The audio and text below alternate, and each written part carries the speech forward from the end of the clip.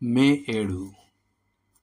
ఆయన మిమ్మును గూర్చి చింతించుచున్నాడు గనుక మీ చింత యావత్తు ఆయన మీద వేయుడి. పేతురు రాసిన మొదటి పత్రిక 5వ అధ్యాయం 7వ వచనం. దేవుడు తన ప్రజల పట్ల అద్భుతమైన శ్రద్ధను చూపించే సూచనలతో బైబిల్ నిండి ఉంది. ఇశ్రాయేలీయులు అరణ్యంలో 40 సంవత్సరాలు సంచరిస్తూ ఉన్నప్పుడు వారు ఆకాశం నుండి ఆహారాన్ని భుజిస్తారు. నిర్గమకాండం 16:4.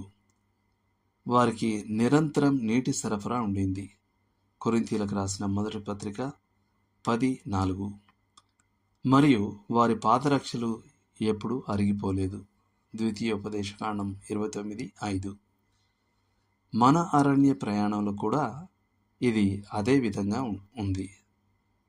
దీన్ని నిరూపించడానికి పక్షులు, పూలు మరియు జంతువుల పట్ల ఆయనకున్న శ్రద్ధ కంటే మన పట్ల ఆయనకున్న శ్రద్ధ ఎంత గొప్పదో మన ప్రభువు మనకు జ్ఞాపకం చేస్తున్నాడు.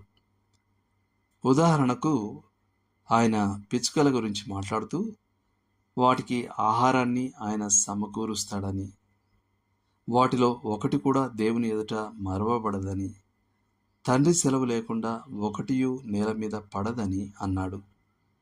మత్తయి సువార్త 6:26, లూకా 12:6, మత్తయి 10:29. హెచ్ఏ ఐరన్సైడ్ చెప్పినట్టు ప్రతి పిచ్చుక అంత్యక్రియలకు దేవుడు హాజరవుతాడు.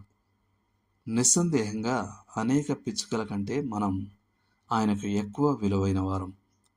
మత్తయి 10:31. మీరు అనేకమైన పిచ్చుకల కంటే శ్రేష్ఠులు. పొలంలోని లిల్లీ పూలకు సొలొమోను అలంకరించబడిన దానికంటే ఎక్కువగా ఆయన అలంకరించిన ఎడల ఆయన మనకెంతో అధికంగా వస్త్రములను ధరింపచేస్తాడు కదా. మత్తయి 6:30.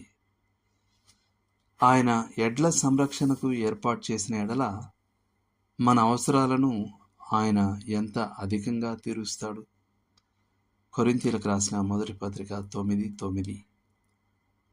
మన ప్రధాన యాజకుడైన ప్రభువైన యేసు మన పేర్లను తన భుజంలపై అనగా శక్తి యొక్క స్థానంపై మరియు తన హృదయంపై అనగా ప్రేమ యొక్క స్థానంపై ధరిస్తాడు. నిర్గమకాండం 28వ అధ్యాయం 9 నుండి 12 వరకు, 15వ వచనం నుండి 21 వరకు. అంతేగాక మన పేర్లు ఆయన అరచేతుల మీద చెక్కబడి ఉన్నాయి. యెషయా 49:16. అది ఆయన కల్వరిలో మన కొరకు సహించిన శిలువ గాయాలను మనకు నిరంతరం స్ఫురింపజేస్తుంది. ఆయన తన చేతుల మీద మన పేర్లను చెక్కించుకున్నాడు. ఇది ఆయన ప్రేమ నిత్యంగా ఉందని మనకు తెలియజేస్తుంది. మీ తల వెంట్రుకలన్నీ లెక్కింపబడి ఉన్నవి. మత్తయి 10:30.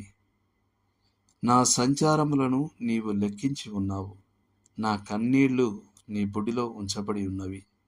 అవి నీ కవిలలో కనబడును గదా. కీర్తనలు 56:8. మిమ్మును ముట్టినవాడు తన కనుగుడ్డును ముట్టినవాడని ఎంచి. జకరియా 2:8. నీకు విరోధంగా రూపింపబడిన ఏ ఆయుధమును వర్ధిల్లదు. యెషయా 54:17. వారు భుజము మీద దానిని ఎక్కించుకొందురు, దాని మోసుకొని పోయి తగిన చోట నిలువబెట్టుదురు. యెషయా 46:7. నేనే నిన్ను ఎత్తుకొనుచు రక్షించువాడను నేనే. యెషయా 46:4. నీవు జలములలో బడి దాటినప్పుడు నేను నీకు తోడయుందును. నదులలో బడి వెళ్ళినప్పుడు అవి నీ మీద పొర్లి పారవు. నీవు అగ్ని మధ్యను నడుచినప్పుడు కాలిపోవు, జ్వాలలు నిన్ను కాల్చవు. యెషయా 43:2. వారి యావత్ బాధలో ఆయన బాధ నొందెను. యెషయా 63:9. ఆయన నీ పాదము తొట్రిల్లనీయడు, నిన్ను కాపాడువాడు కునుకడు. ఇశ్రాయేలును కాపాడువాడు కునుకడు, నిద్రపోడు. కీర్తనలు 121:3-4. కొందరు దేవుని ఈ లక్షణాన్ని దైవిక నిద్రలేమి అని పిలిచారు. మన కొరకు తన ప్రాణాన్ని అర్పించిన మంచి కాపరి మనకు ఏ మంచిని నిలిపివేయడు. యోహాను 10:11, కీర్తనలు 84:11, రోమీలకు రాసిన పత్రిక 8:32. నీ దేవుడైన యెహోవా కన్నులు సంవత్సరాది మొదలుకొని సంవత్సరాంతము వరకు ఎల్లప్పుడూ దాని మీద ఉండును.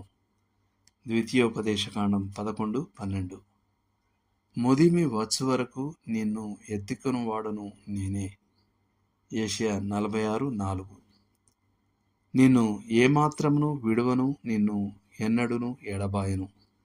హెబ్రీలకు రాసిన పత్రిక 13:5. దేవుడు నిజంగా శ్రద్ధ వహిస్తాడు.